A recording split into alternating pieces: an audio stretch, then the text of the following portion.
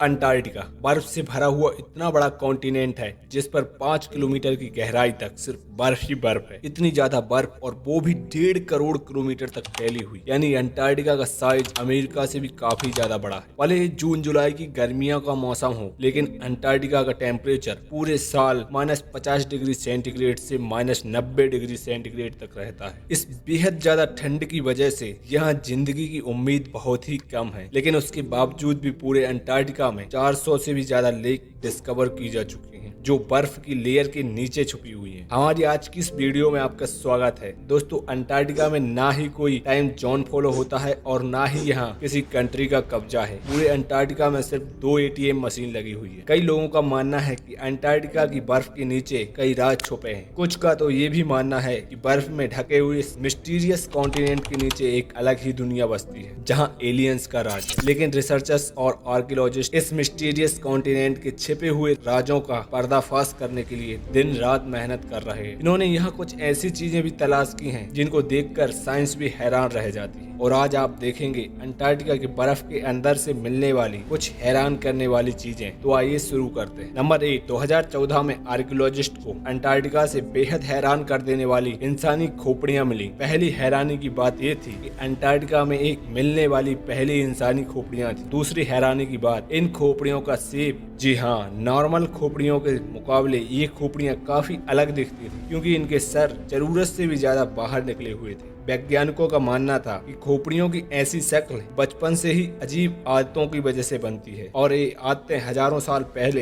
Asian civilisation में अपनाई जाती थी। इस तरह की खोपड़ियां आर्कियोलॉजिस्ट को इजिप्ट और पेरू में भी मिल चुकी हैं। तभी उनका शक है कि शायद हजारों साल पहले अंटार्कटिका में भी लोग बसते थे और उनका कुछ न कुछ रिलेशन एशियन इजिप्ट सिविलाइजेशन से जरूर होगा। नंबर 7, 2009 में एक डिस्कवरी ने रिसर्चर्स के रोंगटे खड़े कर दिए जब अंटार्कटिका की बर्फ के अंदर से एक बिल्ली का ढांचा मिला। लेकिन इसमें हैरान करने वाली बात ये नहीं थी कि ये बिल्ली का ढांचा था, बल्कि हैरान करने वाली बात ये थी कि जिस बिल्ली का ढांचा था वो आम बिल्ली नहीं थी, बल्कि अंडे देने वाली बिल्ली थी। जब रिसर्च लैब से इस अजीब बिल्ली के ढांचे पर तहकीकात की गई तो मालूम पड़ा कि ये जानवर कम से कम भी 2 करोड़ 50 लाख साल पहले धरती पर पाया जाता था। नंबर 6, पिछले 50 सालों के दौरान अंटार्कटिका से 10,000 से भी ज्यादा मीटेरॉइड्स मिल चुके हैं। मीटेरॉइड्स ठोस पत्थर के ऐसे टुकड़े होते हैं जिनका संबंध हमारी धरती से नहीं होता, बल्कि वो किसी और धरती से टूटकर आए होते हैं। वैज्ञानिकों का मानना है कि मिलने वाले मीटेरॉइड्स में से कई 7 लाख साल से भी ज्यादा पुराने हैं। वैसे तो ये पता लगाना बहुत ही मुश्किल है कि इन मीटेरॉइड्स का संबंध किन सितारों या प्लेनेट से है, लेकिन 2002 में अंटार्कटिका पर गिरने वाला एक छोटा मीटेरॉइड 2015 में डिस्कवर किया गया था और साइंस का मानना है कि ये कहीं और से नहीं बल्कि मार्स से टूट कर आया है, क्योंकि इस मीटेरॉइड के अंदर ऐसे बैक्टीरिया थे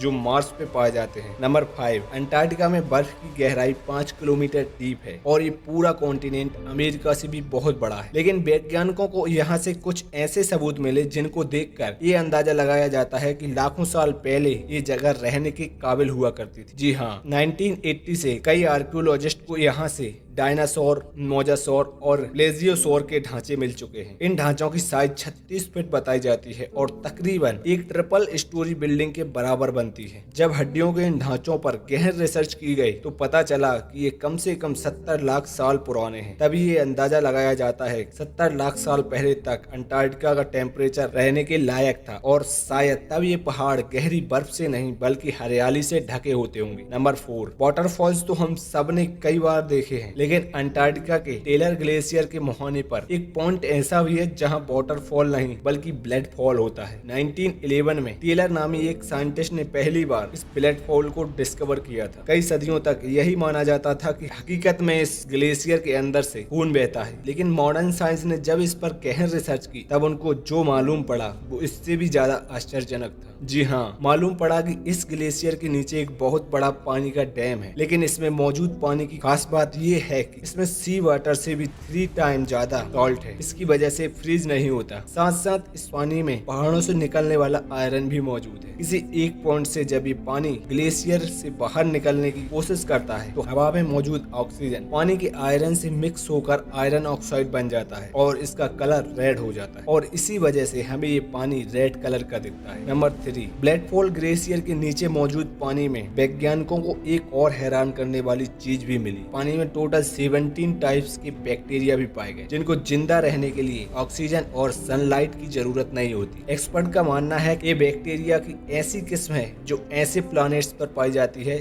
जहां पर ऑक्सीजन और सनलाइट का नामो निशान तक नहीं होता। लेकिन ये बैक्टीरिया हमारी धरती पर कैसे आए, ये राज अभी भी अनसुलझा है। नंबर 2, हम जानते हैं कि पूरा अंटार्कटिका बर्फ से भरा हुआ कॉन्टिनेंट है। ये देखकर सबको यही लगेगा कि यहाँ पानी की कमी होना मुमकिन नहीं है, लेकिन आपको ये जानकर हैरानी होगी कि हमारी धरती पर अगर कोई सबसे ज्यादा सूखी ड्राई जगह है तो वो भी अंटार्कटिका में ही मौजूद है। ड्राई वैली अंटार्कटिका में ही डिस्कवर की गई थी, जहाँ पर पिछले 20 लाख सालों से एक बार भी बारिश नहीं हुई, क्योंकि इस ड्राई वैली में बहुत तेज हवाओं का राज है, जिनकी स्पीड 320 किलोमीटर पर हॉर तक जाती है। इस वजह से वैज्ञानिकों का मानना है कि तेज हवाओं की वजह से यहाँ मौजूद पानी की हर एक बूंद सूख चुकी है। आपको ये भी बताते चलें कि अर्थ के सभी एटमॉस्फेयर में से इस ड्राई वैली का एटमॉस्फेयर लाखों किलोमीटर दूर मार्स से काफी मिलता जुलता है। इसी वजह से नासा ने अपना वॉकिंग रोबोट मार्स पर भेजने से पहले अंटार्कटिका की ड्राई वैली में टेस्ट किया था। और अब नंबर 1, आर्कियोलॉजिस्ट की एक टीम को अंटार्कटिका की बर्फ के अंदर 1100 फीट की गहराई से एक बेहद खतरनाक जानवर का ढांचा मिला। ये पता लगाने के लिए कि ये ढांचा कौन से जानवर का है, कई एक्सपेरिमेंट किए गए, लेकिन आश्चर्यजनक तौर पर इसका स्ट्रक्चर किसी भी जानवर से मैच ना हो सका। इस खौफनाक ढांचे की लंबाई 8 फीट बताई जाती है, जिसकी हड्डियां